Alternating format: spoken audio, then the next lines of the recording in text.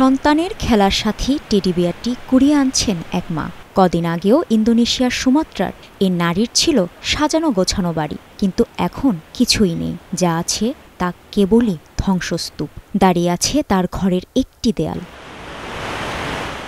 প্রবল বন্যার স্রোত ও ভূমিধস কতটা ভয়াবহ ছিল তা উঠে এসেছে ৪১ বছর বয়সী আফরিয়ান্তি নামের এ বাসিন্দার কথায়। আমাদের কিছুই এখন অবশিষ্ট নেই, সবকিছু শেষ হয়ে গেছে।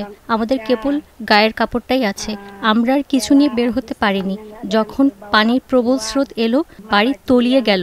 আতঙ্কিত হয়ে আমরা কোনো মতে বেরিয়ে এসেছি। তারপর শুক্রবার ফিরে এসে দেখি বাড়ি আর নেই, ধ্বংস হয়ে গেছে।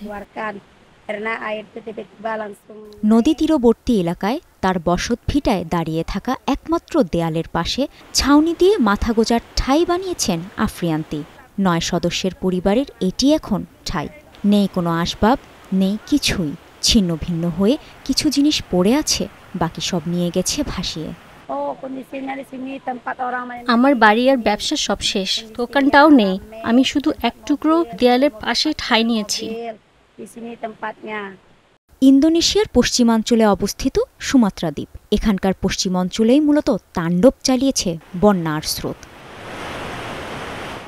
এই যেমন অসংখ্য মোটরসাইকেল কাদামাটিতে ডুবে আছে, দামি গাড়ি, ট্রাক, লরি সবই ভাসিয়ে নিয়ে গেছে। লণ্ডভণ্ড হয়ে আছে বিভিন্ন স্থাপনা।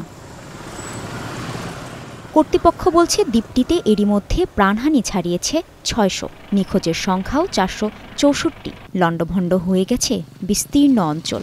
দেশটির দুর্যোগ ব্যবস্থাপনা সংস্থার হিসেবে এ বন্যায় ভয়াবহতায় ক্ষতিগ্রস্ত হয়েছে ২৮,০০০-এরও বেশি ঘরবাড়ি ও ১৪ লাখ মানুষ।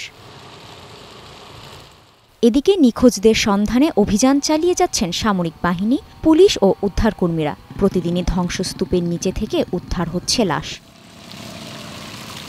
চলাচল স্বাভাবিক করতে উদ্ধারকারী দল ও স্থানীয়রা কাদা ও ধ্বংসাবশেষে আটকে থাকা রাস্তাগুলো পরিষ্কারের চেষ্টা করছেন।